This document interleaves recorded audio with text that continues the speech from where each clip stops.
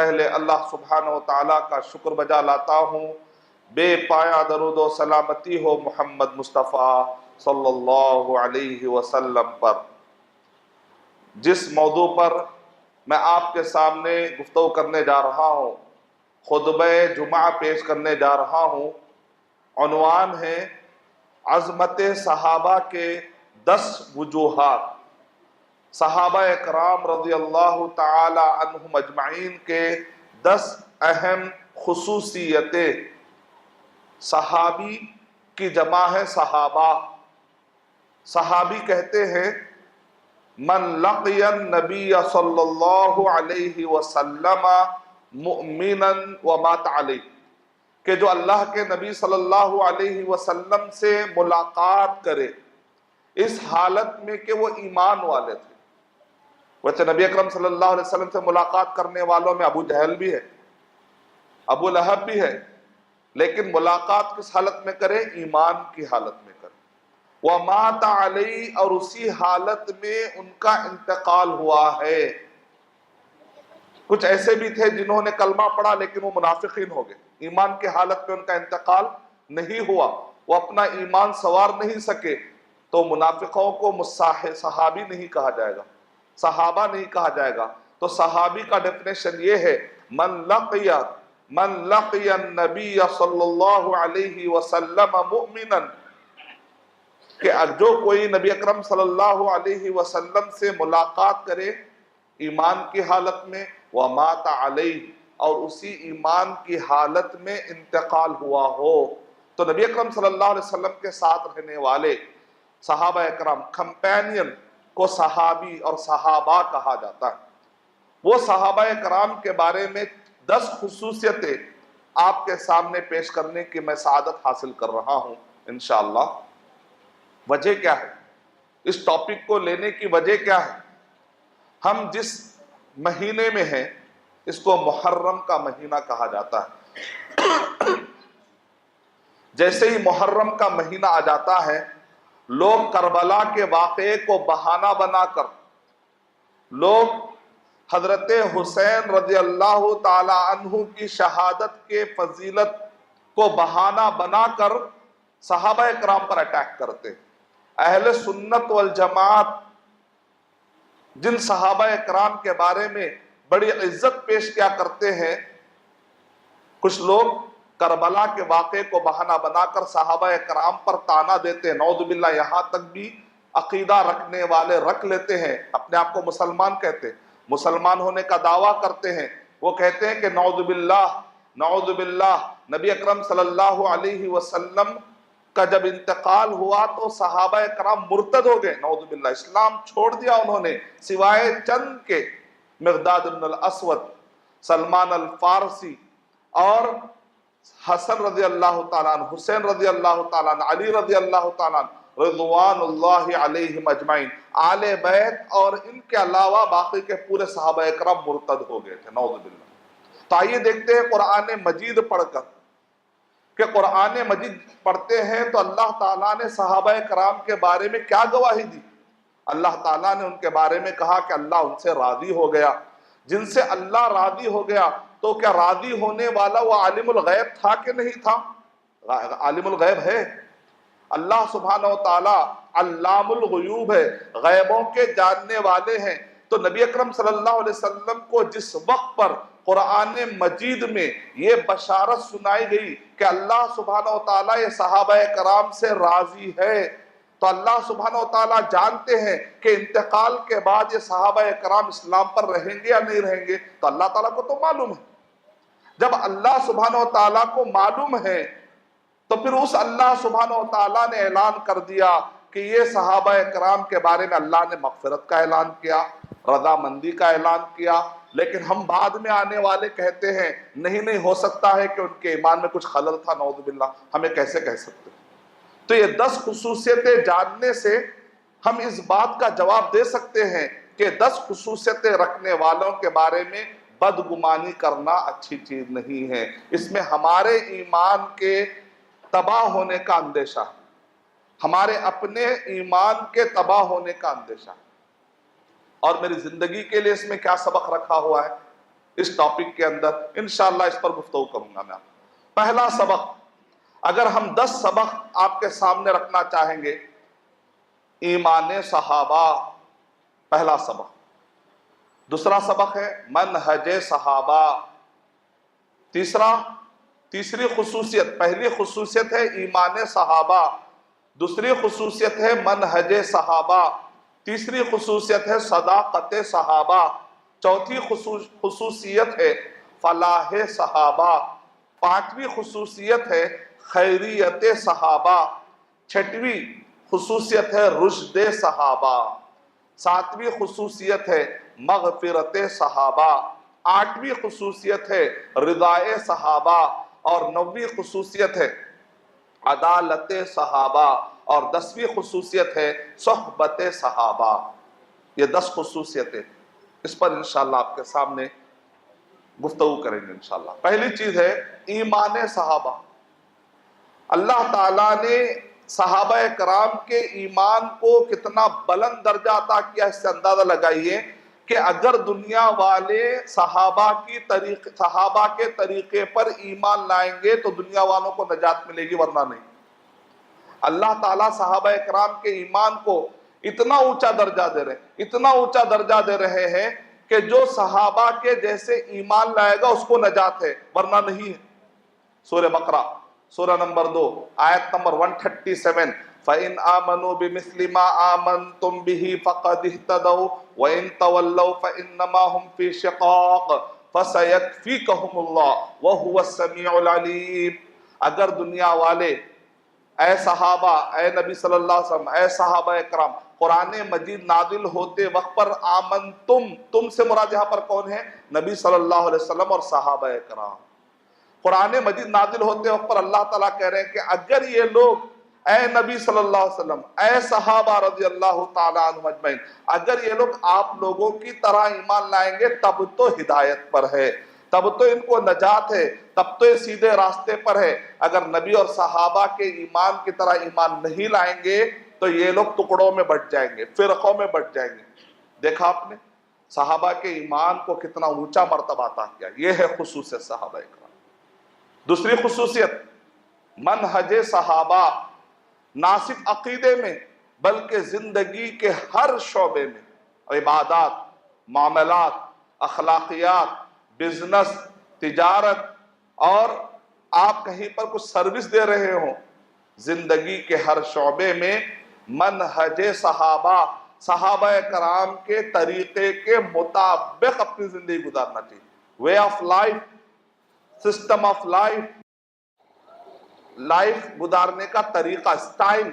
آج کل ہم کیا کرتے ہیں؟ فلاں ہیرو کے سٹائل کے مطابق، اپنے بالوں کا سٹائل فلاں ہیرو کے مطابق، کپڑوں کا سٹائل فلاں ہیرو کے مطابق، زندگی کا سٹائل، سوچنے کا انداز فلاں فلم کے مطابق. نہیں، نبی اکرم صلی اللہ علیہ وسلم اور صحابہ کے طریقے کے مطابق.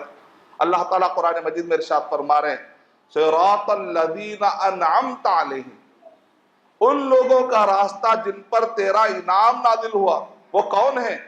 سورہ نساء سورہ نمبر 4 آیت نمبر 69 میں اللہ تعالیٰ ارشاد فرما رہے وَمَن يُطِعِ اللَّهَ وَالرَّسُولَ فَأُولَئِكَ مَعَ الَّذِينَ أَنْعَمَ اللَّهُ عَلَيْهِم مِّنَ النَّبِيِّينَ والصدیقین والشہداء والصالحین وحسن اولئک رفیقا ذالک الفضل من اللہ وکفی باللہ علیما.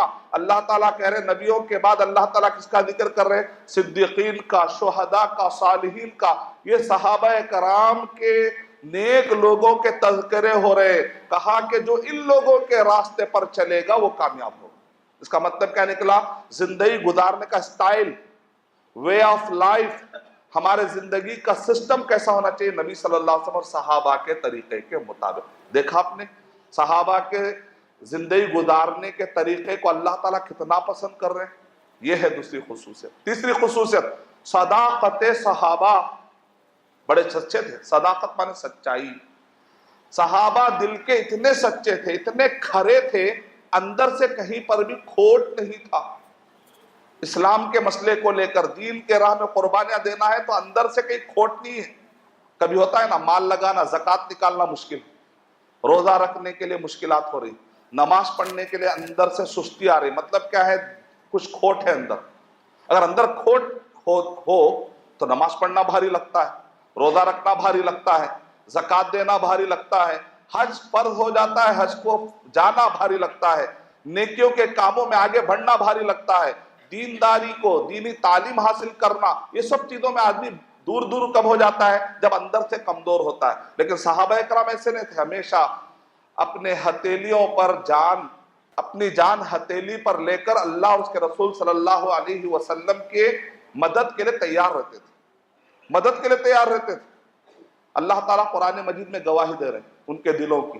سورہ فتح، سورہ نمبر 48 کی آیت نمبر 18 میں اللہ تعالیٰ ارشاد فرما رہے ہیں، لَقَدْ رَضِيَ اللَّهُ عَنِ الْمُؤْمِنِينَ إِذْ يُبَايِعُونَكَ تَحْتَ الشَّجَرَةِ فَعَلِمَ مَا فِي قُلُوبِهِمْ.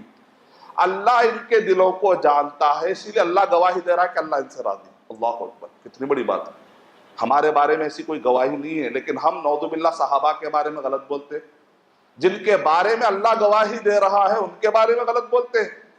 غلط بولنے والا کبھی یہ تو سوچ لے کہ آپ کے بارے میں یا میرے بارے میں ہمارے دلوں کی گواہی اللہ نے ایسا دی ہے کیا نہیں، تو پھر کس منہ سے ہم وہ صحابہ کرام کے بارے میں غلط بولے، کس دماغ سے ہم وہ صحابہ کے بارے میں نعوذ باللہ بدگمانی رکھے جن کی شہادت اللہ تعالیٰ دیتا ہے.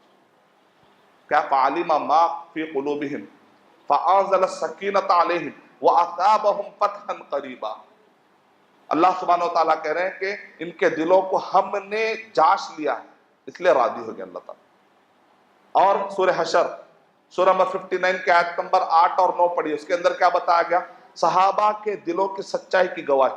لِلْفُقَرَاءِ الْمُهَاجِرِينَ الَّذِينَ أُخْرِجُوا مِنْ دِيَارِهِمْ وَأَمْوَالِهِمْ يَبْتَغُونَ فَضْلًا مِنَ اللَّهِ وَرِضْوَانًا وَيَنْصُرُونَ اللَّهَ وَرَسُولَهُ أُولَئِكَ هُمُ الصَّادِقُونَ.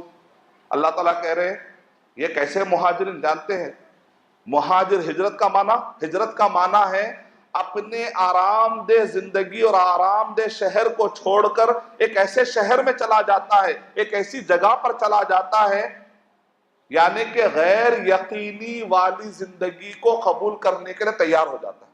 آنے والی زندگی کیسی رہے گی پتہ نہیں، میرے مزاج کا کھانا ملے گا، میرے مزاج کا رہنا ملے گا، میرے مزاج کے حساب سے گھر ملے گا نہیں ملے گا، نہیں، لیکن میرے دین کو بچانے کے لیے مجھے یہاں سے نکلنا. اگر میں یہاں رہوں گا تو میرا دین تباہ ہو جائے گا.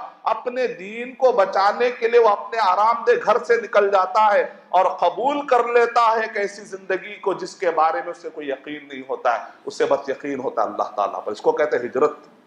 کیسی قربانی. اللہ تعالیٰ کہہ رہے ہیں جو مہاجرین ہیں، یہ اللہ تعالیٰ کہہ رہے ہیں کیسے اعلیٰ لوگ تھے. دیکھیے آپ، خود مدد کے محتاج ہیں. حالت یہ ہے کہ گھر نہیں ہے، بار نہیں ہے، بیوی بچے کہاں ہیں، کھانے پینے کو کچھ نہیں ہے، لیکن ان کی حالت کیا ہے؟ اللہ تعالیٰ راضی ہے کیا؟ بس ان کی فکر کیا ہے؟ یَبْتَغُونَ فَضْلًا مِّنَ اللَّهِ وَرِضْوَانًا. اللہ راضی ہے کیا؟ اور وَيَنْصُرُونَ اللَّهَ وَرَسُولَهُ. اس حالت میں ہم اللہ رسول کے لیے کیا مدد کر سکتے ہیں، اس کی فکر ہے ان کو. اس کی فکر نہیں ہے بھئی تم خود مدد کے محتاج ہو، تمہارا گھر کہاں ہے، تمہارے پاس مال کہاں ہے، لیکن جو حالت میں بھی ہے اس میں اللہ اور اس کے رسول کے لیے کیا ہم مدد کر سکتے ہیں، یہ سوچیں. ہماری سوچ کیا ہے؟ ہاں بھئی کریں گے اسلام کے لیے، اگر ہمارے پاس کچھ رہا تو کریں گے، یعنی کچھ مال رہا، حالات اچھے رہے، پہلے کھا پی کر اچھے طریقے سے گھر بار بنائیں گے، خوب کمائیں گے، 25 سال 30 سال پہلے خوب بنائیں، گھر بنائیں گے، کرایہ آئیں گے نا، تب سوچیں گے اسلام کے بارے میں کچھ کرنا. جوانی کی حالت میں کیا کریں گے، کہاں جوانی جا رہی ہے، کہاں ٹائم جا رہا ہے، کیا ہمارے سکلز کہاں استعمال ہو رہے ہیں، اسلام کی خدمت کے لیے ہمارے زندگی کے سکلز، ہمارے ٹیلنٹس، ہماری صلاحیتیں، ہمارا علم لگ رہا ہے یا صرف جاب کے لیے لگ رہا ہے، اس پر ہمیں سوچنا چاہیے. لیکن وہ صحابہ اکرام ہمیشہ اپنے جان کو ہتھیلی پر لے کر تیار ہے. بتاؤ کیا مدد کرنا ہے، بتاؤ کیا کر سکتے، ہم اس حالت میں کیا کر سکتے. چوتھا نقطہ ہے فلاح صحابہ. اللہ کہہ رہے کامیاب ہو گئے، لیکن جو صحابہ کو گالی دے رہے ہیں وہ لوگ کہہ رہے ہیں نہیں بھی کامیاب نہیں ہوئے. اللہ تعالیٰ اگر کامیاب ہو گئے، اللہ تعالیٰ قرآن میں صحابہ کرام کے بارے میں کہہ رہے ہیں مفلحون. سورہ حشر نمبر 59 کے آیت نمبر 9، والذین تبوؤوا الدار والایمان من قبلہم یحبون من ہاجر الیہم وَلَا يَجِدُونَ فِي صُدُورِهِمْ حَاجَةً مِّمَّا أُوتُوا وَيُؤْثِرُونَ عَلَىٰ أَنفُسِهِمْ وَلَوْ كَانَ بِهِمْ خَصَاصَةٌ وَمَن يُوقَ شُحَّ نَفْسِهِ فَأُولَٰئِكَ هُمُ الْمُفْلِحُونَ۔ اللہ تعالیٰ کہہ رہے ہیں یہ لوگ مفلحون ہیں، کامیاب ہو گئے۔ اور ابھی بھی کئی لوگ شک میں ہیں نعوذ باللہ، جو تانا دیتے ہیں ابو بکر رضی اللہ تعالیٰ، عمر رضی اللہ تعالیٰ کو جو تانا دیتے ہیں، کہہ رہے ہیں کہ کامیاب نہیں، قرآن مجید کی آیتیں نہیں پڑھ رہے۔ قرآن مجید کی آیتیں پڑھیں گے تو صحابہ کرام کے بارے میں عقیدہ صحیح ہو جائے گا انشاءاللہ۔ پانچواں ہے خیریت صحابہ، انبیاء کے بعد سب سے بہترین جماعت اگر گزری ہے نبیوں کے بعد وہ ہے صحابہ کرام۔ یہ خطاب جو ملا سب سے پہلے خطاب اس کو ملا صحابہ کرام کو۔ سورہ آل عمران سورہ نمبر 3 آیت نمبر 110، کنتم خیر امت اخرجت للناس، تم بہترین امت ہو۔ تو قرآن مجید جب نازل ہوا تو سب سے پہلے اس لقب کے حقدار بنے کون سے لوگ؟ صحابہ کرام، ان کے بارے میں ہم کہتے ہیں۔ اور کیسی روایت ہے، خیر الناس قرنی ثم الذین یلونہم ثم الذین یلونہم، بہترین لوگوں میں سب سے بہترین کون سا زمانہ ہے؟ قرنی۔ اللہ کے نبی صلی اللہ علیہ وسلم جس صدی میں تھے، جس زمانے میں تھے، 100 سال کا اگر قرن مان کر چلے، صدی اگر مان کر چلے، تو نبی صلی اللہ علیہ وسلم صحابہ کرام کے زمانے کو سب سے بہترین زمانہ کہا جا رہا ہے۔ اور ہم سمجھ رہے ہیں کہ نبی صلی اللہ علیہ وسلم کے ساتھ رہنے والے صحیح نہیں ہیں، ایسا کیسا ہو سکتا؟ یہودیوں سے اگر پوچھا جائے گا کہ بہترین لوگ کون ہیں تو کہیں گے کہ موسیٰ علیہ السلام اور ان کے ساتھ رہنے والے۔ لیکن بعد بھولے بھالے مسلمان جن کو صحابہ کرام کے بارے میں عطا پتہ نہیں، وہ لوگ کہتے ہیں ہم صحابہ سے زیادہ بہتر اسلام کو سمجھ سکتے ہیں، نعوذ باللہ۔ اس کا مطلب صحابہ کرام کی عظمت کو آپ نے سمجھا ہی نہیں، اگر سمجھتے تو ایسی بات نہیں کرتے۔ پانچویں خصوصیت، چھٹویں خصوصیت رشد صحابہ، راشدون۔ قرآن مجید میں اللہ تعالیٰ نے صحابہ کرام کے بارے میں کہا راشدون۔ راشدون مانے رشد۔ رشد کہتے ہیں ایک ایسا سیدھا آدمی جس کے ٹیڑھے ہونے کے کوئی چانس نہ ہو، ایک ایسا سیدھا آدمی جس کا ٹیڑھا ہونا اور بھٹکنے کا کوئی چانس نہ ہو۔ قرآن مجید میں ایسے کے لیے رشد کا استعمال ہے، رشد۔ خلفائے راشدین ہم نے سنا ہوگا، خلفائے راشدین۔ اللہ تعالیٰ قرآن مجید میں یہ لقب کس کو دے رہے؟ صحابہ کرام کو۔ اللہ تعالیٰ کہہ رہے کہ یہ لوگ سیدھے ہیں، کبھی ٹیڑھے ہونے والے نہیں ہیں۔ نعوذ باللہ، یہ عقیدہ کہ نبی صلی اللہ علیہ وسلم کے انتقال کے بعد وہ لوگ بھٹک گئے تھے۔ اللہ تعالیٰ سورہ حجرات سورہ نمبر 49 کی آیت نمبر 7 میں اللہ تعالیٰ ارشاد فرما رہے ہیں، لو یطیعوکم وَاعْلَمُوا أَنَّ فِیکم رسول اللہ لو یطیعوکم فی کثیر من الامر لعنتم ولكن الله حبب إليكم الإيمان وزينه في قلوبكم وكره إليكم الكفر والفسوق والعصيان أولئك هم الراشدون۔ اللہ تعالیٰ کہہ رہے صحابہ کرام کے بارے میں کہ یہ راشدون تھے، رشد و ہدایت کا پیکر تھے یہ لوگ، رشد صحابہ۔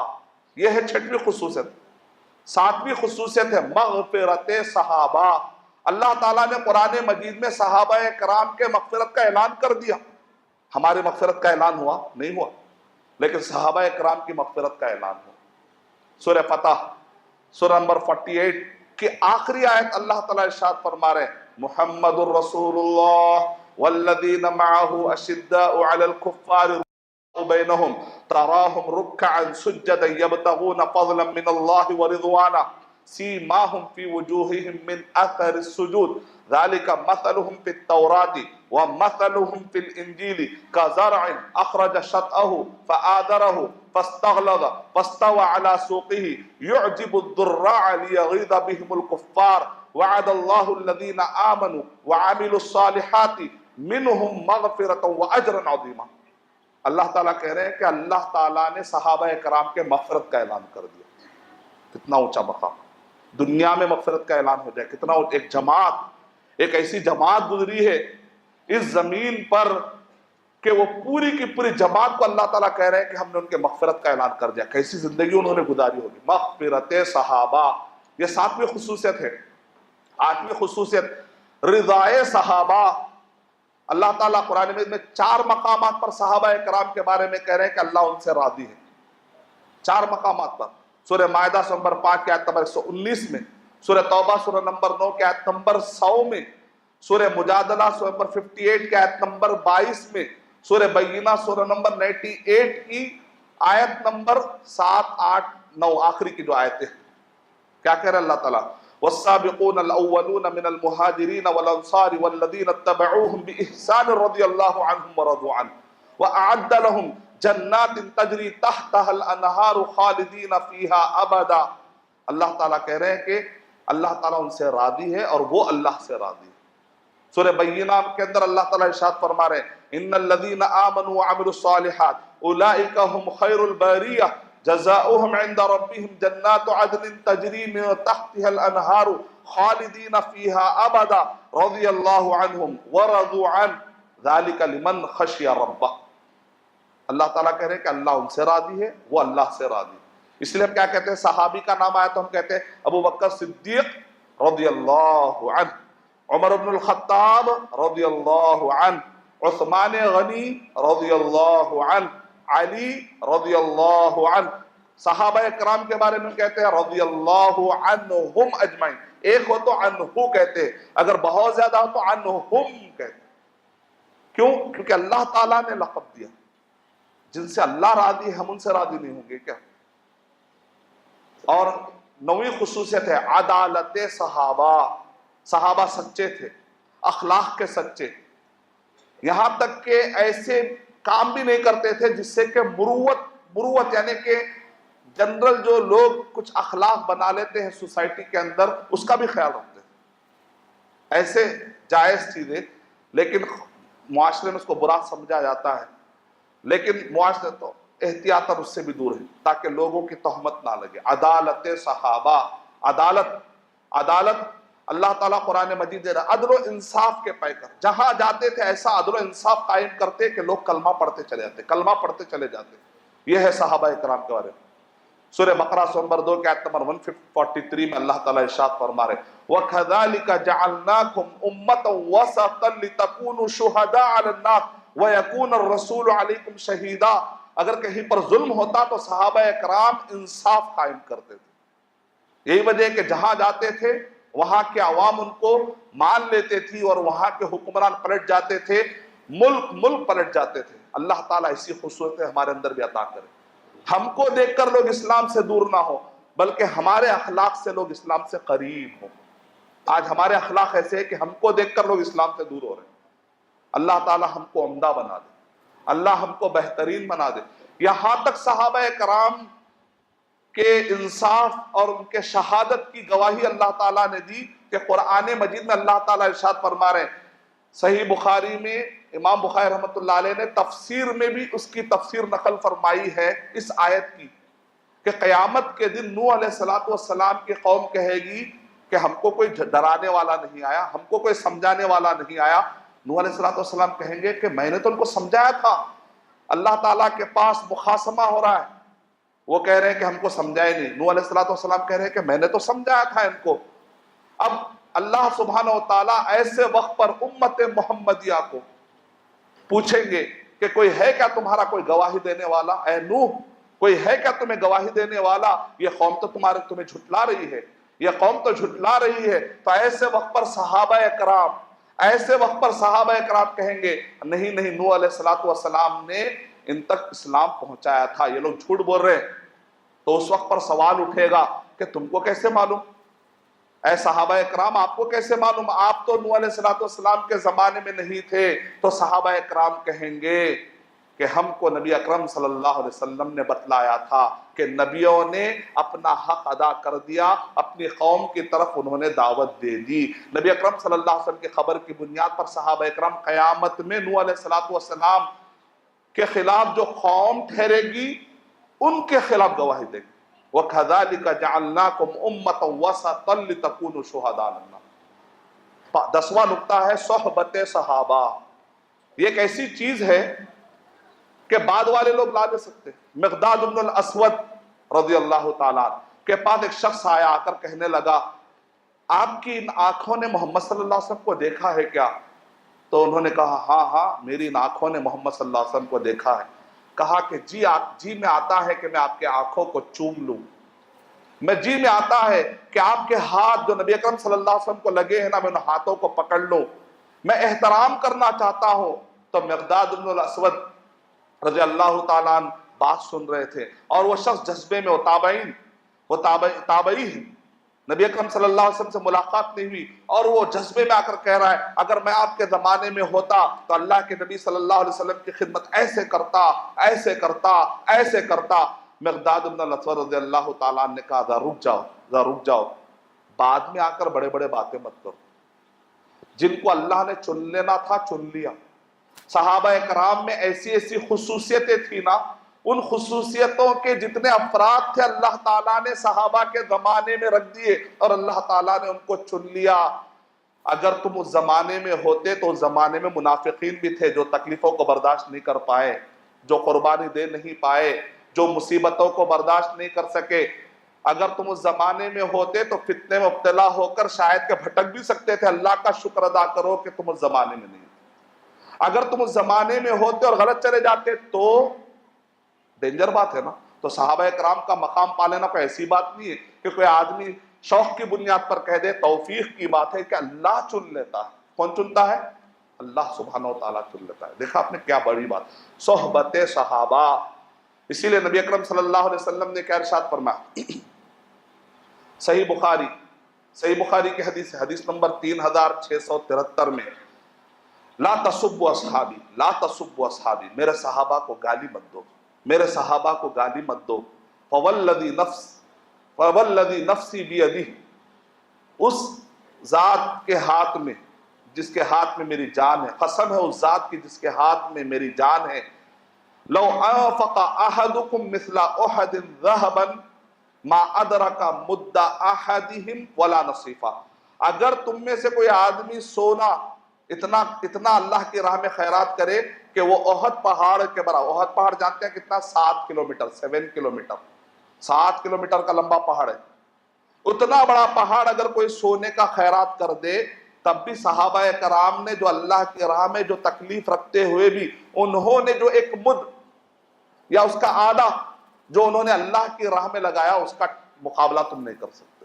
یہ ہے صحابہ کرام کا مقام، جن کے بارے میں کہہ دیا گیا ترمذی حدیث نمبر 2641 کہ جو اللہ کے نبی کہہ رہے ہیں کہ ما انا علیہ اليوم واصحابی، آج کے دن میں اور میرے صحابہ جس اسلام پر چل رہے ہیں، قیامت تک آنے والے لوگ اگر اس اسلام کو فالو کریں گے تو نجات ہے، ورنہ نہیں. کتنا بڑا اونچا مقام کہ صحابہ کرام کے ایمان کو معیار بنا دیا. یہ صحابہ کرام کی زندگیوں سے 10 خصوصیتیں ختم ہوئی. اب میرا سوال یہ ہے کہ ہمارے لیے سبق کیا ہے اس میں؟ ٹھیک ہے، یہ تو ان کے فضائل ہیں، یہ تو ان کے مناقب ہے، یہ تو ان کی فضیلتیں ہیں. میری زندگی کے لیے کیا سبق ہے اس خطبے میں؟ ذرا غور کریے. صحابہ کرام نے جو قربانیاں دی، کیسی قربانیاں دی. ہمیشہ اللہ کے نبی صلی اللہ علیہ وسلم کے ساتھ اپنی جان ہتھیلیوں پر لے کر تیار ہوتے. قربانیاں دی انہوں نے مکے کے اندر 13 سال. کیسی قربانیاں دی انہوں نے. تپتی ہوئی ریت پر ان کو لٹا دیا گیا، لیکن وہ احد احد کا نعرہ لگاتے تھے. سلاخوں پہ ان کو، آہنی سلاخوں پر دہکتے ہوئے شعلوں اور انگاروں پر ان کو لٹا دیا گیا. خباب بن ارت رضی اللہ تعالیٰ عنہ، عمار بن یاسر، آل یاسر کے گھرانے کو نبی اکرم صلی اللہ علیہ وسلم دکھ بھرے انداز سے کہتے ہیں صبرن آل یاسر فإن موعدکم الجنہ، اے آل یاسر صبر کر لو، جنت ملے گی انشاءاللہ. ماں کو پیروں کے درمیان برچھا مارا گیا. شہید بی سمیہ رضی اللہ تعالی عنہ، پہلی شہیدہ خاتون، لیکن انہوں نے اسلام کے دامن کو نہیں چھوڑا. یاسر رضی اللہ تعالیٰ عنہ کو 2 پیروں کو الگ الگ گھوڑوں میں باندھ کر 2 گھوڑوں کو اپوزٹ بھگایا گیا، چیر دیا گیا، لیکن انہوں نے دین سے اپنے آپ کو پھیرا نہیں. خبیب رضی اللہ تعالیٰ عنہ کے ٹکڑے ٹکڑے کر دیے گئے، دین سے نہیں پھرے. پھر اس کے بعد مدینہ آئے، شاید کہ اب تھوڑا آرام ملے گا، اب تھوڑی راحت ملے گی. ایک آدمی رمضان مبارک حال کیا ہوتا، جب رمضان مبارک آتا ہے تو فریج میں میوے ہونا چاہیے، کچن کے اندر کھانے پینے کے پورے سامان ہونا چاہیے، تھیلوں کے اندر چاول رہنا چاہیے، دال رہنی چاہیے، کھانے پینے کے جتنے آئٹم ہیں کم سے کم 30 مرتبہ تو حریص بننا چاہیے. رمضان مبارک کے اندر افطار میں بڑی اچھے آئٹمز ہونا چاہیے. ایک رمضان میں چھٹی لے لوں گا اپنے جاب سے تاکہ میں اچھے راحت سے آرام سے رمضان المبارک گزار سکوں گا. ایک راحت کے ساتھ رمضان المبارک گزارنے کا بھی ان کو موقع نہیں ملا. وہ صحابہ اکرام ہم سے زیادہ رمضان المبارک کے چاہنے والے، ان کے روزے ہوتے تھے میدان جنگ میں، ان کے روزے ہوتے تھے پہاڑوں میں. کیسی قوم تھی.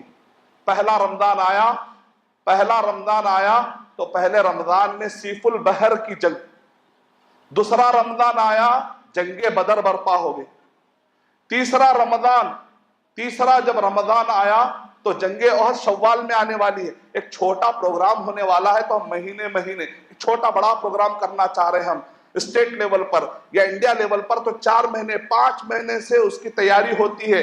غزوہ احد ایک جنگ ہو رہی ہے شوال میں، تو رمضان کیسا گزرا ہوگا اندازہ لگا سکتے ہیں. پھر اس کے بعد چوتھا رمضان المبارک آیا تو چھوٹی بدر اور ایک جنگ ہوئی، وہ شعبان میں ہوئی. یعنی شعبان میں جنگ کرنے کے بعد رمضان آ رہا ہے. زخم لگے ہوئے ہوتے ہیں، تھکے ہوئے ہوتے ہیں، کیا راحت والا کوئی رمضان مل رہا ہے ان کو؟ 5واں رمضان جب آیا تو شوال میں غزوہ احزاب ہونے والا ہے، تو رمضان مبارک بھر تیاری، رمضان مبارک میں تیاری ہو رہی، غزوہ احزاب ہونے والا ہے. 6واں جب رمضان آیا، وہ 6ویں سال میں پورے ملا کر 81 غزوات، 81 سریے، مدینے کی 10 سالہ زندگی میں 81 غزوات، ایک کے لیے ایک سال لگ جاتا ہے ایسے ایونٹ. لیکن یہ ایونٹ نہیں ہے، غزوہ ہے، غزوہ. 81 غزوات، 81 سریے، کیا قربانیوں کے لیے تیار تھی وہ قوم. اور 6واں جب آیا صلح حدیبیہ. پھر اس کے بعد 6ویں سال کے بعد 7واں سال آتا ہے. 7واں سال آتا ہے تو آپ جانتے ہیں اس میں غزوہ خیبر، غزوہ ذات الرقاع، اور پھر اس میں آتا ہے سریہ غالب. رمضان مبارک میں آتا ہے سریہ غالب، رمضان مبارک میں آ رہا ہے. غزوہ ذات الرقاع کا مطلب کیا ہے؟ رقاع مانے پٹیاں. صحابہ اکرام کہتے ہیں کہ ایک دشمن کے حملے کا اندازہ تھا تو اس دشمن کو بھگانے کے لیے نبی صلی اللہ علیہ وسلم کچھ صحابہ اکرام کو لے کر نکل جاتے ہیں. روایتوں میں آتا ہے کہ ہم لوگ صرف 6 تھے، نبی صلی اللہ علیہ وسلم 7ویں تھے. اور صحیح بخاری کی روایت کیا ہے؟ پہاڑوں پہ اتنا چلے اور دشمن بھاگ رہے تھے، صرف 7 لوگوں سے دشمن بھاگ رہے ہیں. لیکن پھر کہیں واپس آ کر کہیں کمزوروں پر حملہ نہ کر دے. پہاڑوں پر جا رہے ہیں تو کہہ رہے ہیں کہ ہمارے پیروں کے، صحیح بخاری کی روایت کے مطابق، پیروں کے ناخن ہمارے چھل گئے اور ناخن نکل گئے، خون نکلنے لگا، تو ہم نے پٹیاں باندھ لی تاکہ راحت رہے پہاڑوں پر چلنے کے لیے. آج ہم کو واکنگ کرنا مشکل ہے، ڈاکٹر کہتا ہے تو وہ واکنگ نہیں کرتے. پہاڑوں میں گئے وہ لوگ، چھوٹا پہاڑ چڑھ کر نہیں آئے، پہاڑوں میں تاخد کیے. تصور کریے کیسے قربانیوں کے لیے وہ قوم تیار تھی. اور 8واں سال فتح مکہ رمضان مبارک میں، 9واں سال غزوہ تبوک میں چلا گیا، 10واں سال عام الوفود میں. پھر مسئلہ ختم ہوا کیا؟ عہد صدیقی آیا، ایران فتح ہوا. عہد فاروقی، اس کے بعد عمر رضی اللہ تعالیٰ کا زمانہ آیا، ادھر عراق فتح، ادھر بیت المقدس فتح، ادھر مصر فتح. عثمان غنی رضی اللہ تعالیٰ عنہ کا زمانہ آیا. رائٹ سائڈ میں تقریباً پورا فارس کی حکومت ختم، اور اوپر ازبکستان تک چلے گئے. لیفٹ سائڈ میں ویسٹرن سہارا تک چلے گئے، اور نیچے یمن تک چلے گئے. 1000 کلومیٹر ادھر، 1000 کلومیٹر ادھر، 1000 کلومیٹر ادھر. صرف 40 سال کے اندر اسلام کو کہاں تک پہنچا دیا. کئی لوگوں کو جہنم سے بچانے کے لیے کتنا زبردست انہوں نے قربانی دی، کتنا زبردست انہوں نے کارنامہ دیا. یہ صحابہ اکرام کے قربانی آج ہمارے سامنے نہیں ہیں. چھوٹی چھوٹی مصیبت پہ گھبرا جاتے ہیں، مایوس ہو جاتے ہیں. کیوں؟ ویژن بڑا نہیں ہے، سوچ بڑی نہیں ہے. ہم نے صحابہ اکرام کی زندگی پڑھی ہوتی تو چھوٹے چھوٹے مسئلوں میں لڑ لیتے. آج چھوٹی تکلیف آئی، دن بھر رو رہے، پریشان، مایوس، چہرے اتر جا رہے. کیا ہے بھائی؟ چھوٹی چھوٹی مصیبتیں، خودکشی کر رہے، مایوس ہو رہے، ڈپریشن میں چلے جا رہے. شوہر بیوی کے جھگڑے میرے پاس آتے، لڑکی والے لڑکے والے دونوں آپس میں. کیا بنیاد پہ جھگڑے ہو رہے؟ کوئی بڑی قربانیاں کوئی اسلام کے مسئلے کو لے کر نہیں ہے، ذاتی چھوٹے چھوٹے خواہشات پورے. سال ہو گیا بچی کو انگوٹھی نہیں دی، یہ کیا دولہے صاحب قابل نہیں ہے اس لیے چھوڑ دینا. یہ ویکینڈ ہی نہیں مناتے، ویکینڈ ان کے پاس ہے ہی نہیں، خالی بزی رہتے ہیں. صحابہ اکرام کے پاس ویکینڈ تھا کیا؟ ہفتے میں 2 دن گھومنے کے لیے ایسا کچھ ہے کیا؟ سال ہو گیا میرے بچی کو گھمانے نہیں لے کر گئے. صحابہ اکرام کے پاس سال میں 1 مرتبہ گھومنے کا ایسا پلان تھا کیا؟ اور یہ صاحب طلاق کیوں دے رہے ہیں؟ بچی کو بریانی بنانے نہیں آتا، تو بریانی کھانے، کیا صحابہ اکرام بریانی کے دیگ بنائے؟ کیا صحابہ اکرام نے سال بھر کھانے کے پلاننگ بنائی، رمضان مبارک میں کھانے کی پلاننگ بنائی؟